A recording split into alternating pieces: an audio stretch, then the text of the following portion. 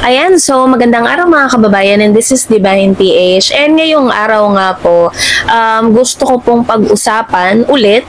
Bali, kung matatandaan nyo nung 13 nagtungo po tayo sa Malacanang Palace para masaksihan po yung salo-salo sa palasyo na handog po ng ating mahal na Pangulo para sa ating mga kababayan. So, sa mga hindi po kasi nakakaalam, binuksan po ng ang Malacanang noong September 13 ng 4 p.m. hanggang alas 9 po yun ng gabi, para nga po sa ating mga kababayan. Bali, may mga libreng food po doon. Bali, pipila lang kayo sa mga booth, and then, ayan, makakatanggap na po kayo ng mga meals, ng mga rice meal, may mga coffee din, may nakita ko mga chips tas may mga parang pika-pika, something ganyan. So, nung nagtungo nga po kami mga kababayan, napakarami pong tao. Sobrang daming tao. As in, na pumunta po doon para makiselebrate. Mga kababayan, nung birthday po ni PBBM, wala po siya doon, hindi po namin siya nakasama. Kasi nga po, nagtrabaho siya. Bali, di ba sabi ko nga doon sa nakaraang video ko, nagpunta si PBBM sa, I'm not sure kung saang province, pero condonation po yun yung namahagi siya ng mga land titles. Tapos may mga pinamahagi din siyang mga farm machineries and equipment. So, yun po yung inasikaso ng ating mahal na Pangulo. Kaya, hindi rin siya nakapunta sa Malacanang. At saka mga kababayan, medyo masungit kasi ang panahon. Actually nga, kasi 4 p.m. ang start nun so hindi kami nakapunta agad kasi malakas ang ulan. Pero pagdating dun sa Manila, walang kaulan-ulan. Parang mga umambon, medyo lumakas yung ulan, mga around 6 p.m. na. Pero despite the weather nga, sobrang dami pa rin mga kababayan natin ang nagtungo doon. May mga nakausap tayo, and sobrang saya nila kasi nga muling binuksan ang Malacanang para sa ating mga kababayan. Kasi nga kung matatandaan yung mga kababayan, wala pang Pangulo aside yung mga recent na mga naging Pangulo, wala pa pong gumawa nun, Siyempre, maliban na kay PBBM and sa tatay niya. So, wala pang gumagawa nun na binuksan nga ang Malacanang para sa mga kababayan natin Pilipino. Kasi sabi nga ni PBBM, ang Malacanang Palace ay hindi lamang po para sa presidente, hindi lang para sa pamilya niya, hindi lang para sa mga opisyales na nasa posisyon, ang Malacanang Palace po para sa bawat kababayan nating Pilipino. Kaya nga po tuwing Christmas, tuwing simbang gabi, ayan, binubuksan niya talaga yung Malacanang para sa ating mga kababayan, And hindi lang yan, syempre may mga food din, ma-enjoy nila. Other than that, sa salo-salo sa palasyo, meron po si PBBM na inihandang din, sorpresa sa ating mga kababayan. And isa na nga po dyan, itong zero billing program. So, basahin ko po sa inyo. Bali, na-explain ko na ito sa inyo last time. So, gusto ko siyang pag-usapan ulit kasi nga po may mga nakita akong patunay po. Kasi mamaya sasabihin na naman ng iba, gawa-gawa lang daw yun, fake news daw yun.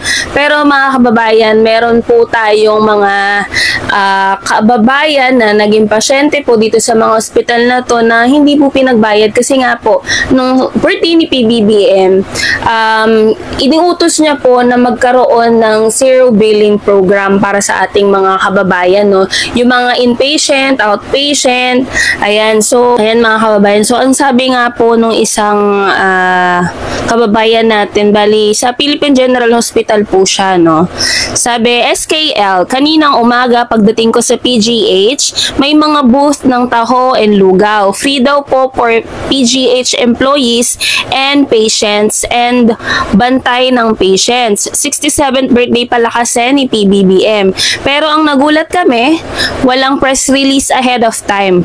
Ang balita na lahat ng mga for discharge ngayong araw na ito, mapa-charity or payward, zero billing daw. And totoo nga, dahil pati ng PF ng doktor ay binayaran na din, even the chemotherapy, drugs and meds, implant labs, etc. Basta medical expenses ng lahat ng patients ay nalibre ngayong araw, mapa-charity man or payward. Para sa aming mga empleyado, good news yun. Pero para sa mga pasyente, kaanak ng pasyente na nanghihina na at hindi alam kung saan kukuha ng pangbayad sa hospital bills and expenses, milagro yon. Nagtanong-tanong din ako sa mga matatagal na dito sa PGH, as in mga 30 years na empleyado dito. Sa pagkakatanda nila, first time nangyari ito. Just for the record, hindi si PBBM binoto ko, pero siya ang itinakda ng Diyos bilang maging Pangulo at leader ng bansa natin. Kung may mali sa pamumuno niya, karapatan ng bawat Pilipinong punain siya. Pero kung may mga bagay na maganda sa pamumuno niya, maganda din naman i-appreciate natin siya at pasalamatan. Move forward na tayo mga kababayan, ipagdasal ang mga namumuno sa ating bayan. Suportahan natin ang mga magagandang gawa. Ipagdasal ang masasamang hangarin na huwag ito magtagumpay. Ayan, happy birthday po President Bongbong Marcos Jr. Salamat pinasaya nyo mga empleyado ng PGH at higit sa lahat mga pasyente namin dito.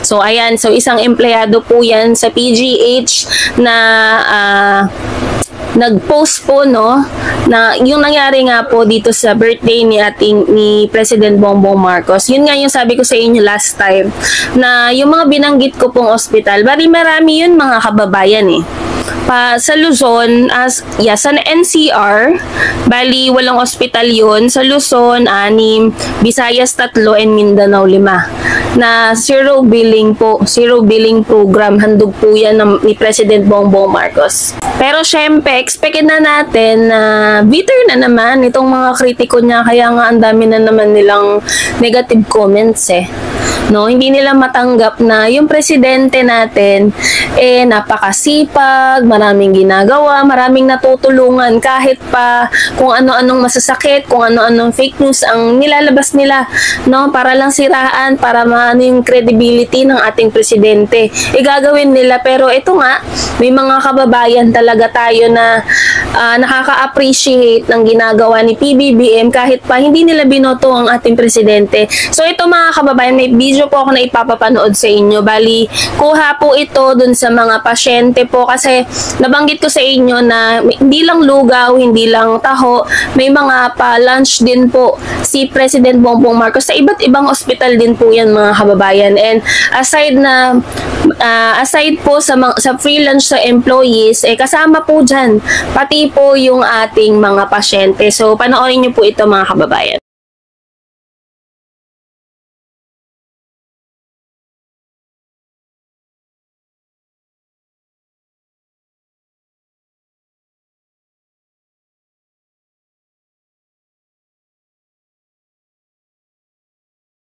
Yung father ko, diagnosed ng multiple myeloma.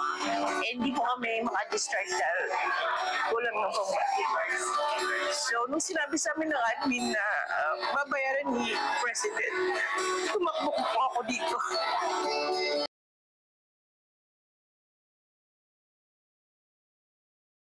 Check-up po, meron po siyang breast cancer. Una po yung mas panganay, cervical cancer.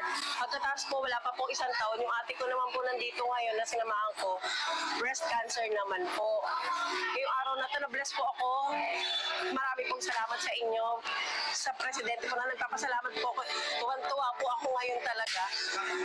First time ko pong mabigyan po ako ng ganitong blessing.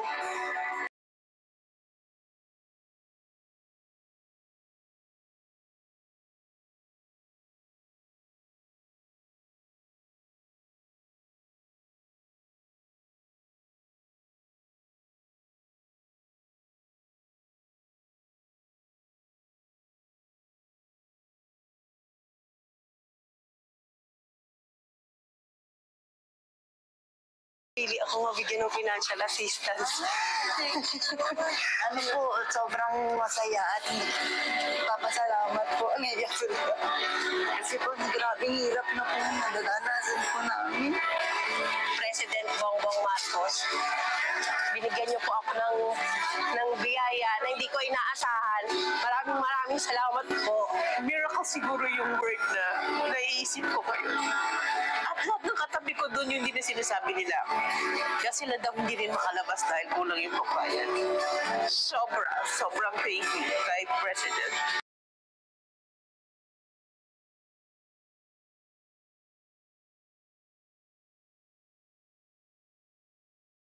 Ng maga, tinawagan ako kasi night duty pa ako. Tinawagan ako ng kasama. Uy, may extension ka. Anong tulungan mo? Sagot ko ni BBM bill. Kasi nga malaki nga yung bill niya. Tsaka ang daming doktor. Malaking tulong po ng BBM para sa mga tao na nangangailangan na dito sa PGH.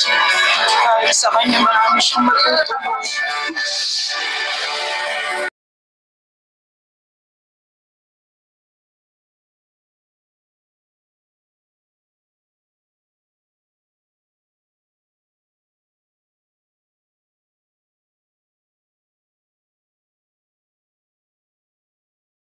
Po sa ating mahal na Pangulo.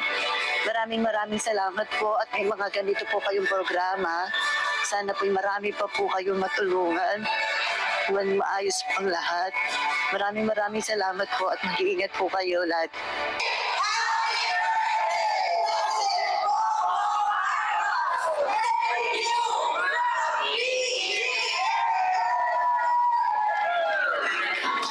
Medyo nakakaiyak mga kababayan kasi syempre kami dumating din sa point na may mga kamag-anak din kami na naka-experience ng ganyan na hirap magbayad ng bill sa sobrang mahal, 'di ba? Hindi sila makalabas, syempre, tas habang tumatagal, tumataas yung bill nila, no. So, yung gantong programa napakalaking tulong ito sa ating mga kababayan, pero yung ibang yung ibang mga kababayan natin hindi nila na-appreciate yung ginagawa ng ating administrasyon ngayon. So, kung makikita nyo naman po, maraming mga kababayan natin ang nabunutan ng tinik kasi nga hindi sila makaalis kasi hindi nila mabayaran, hindi nila masettle yung bills nila. Pero dahil nga sa zero billing program na pinatupad ni PBBM nung kahit isang araw lang yun mga kababayan, napakalaking bagay na yun para sa ating mga kababayan. Sobrang laking tulong na yun para sa kanila kasi yung iba nga dyan, hindi natin alam kung ano yung mga nararanasan nila, tapos may mga gantong pagsubok pa na darating sa kanila. So, napakalaking blessing ito at nakakatuwa po kasi first time na mangyari ito na yun nga, magkaroon po ng zero billing program para sa ating mga kababayan po na dumaranas talaga ng hirap, lalo na yung mga matagal na sa ospital. So, napakalaking bagay po nito para sa kanila. Pero despite doon sa mga ginagawang effort ng ating pamahalaan, ito pa din yung mga kababayan natin naninira, kung ano-anong masasamang sinasabi kay PBBM, hindi man lang nila nakikita na yung presidente na sinisiraan nila ang laki nang naitutulong sa ating mga kababayan. So yun po mga kababayan, na mag-update pa tayo sa mga good news at saka sa mga programs na ginagawa po ng ating mahal na Pangulo. So yun lamang po and maraming salamat po sa inyo lahat.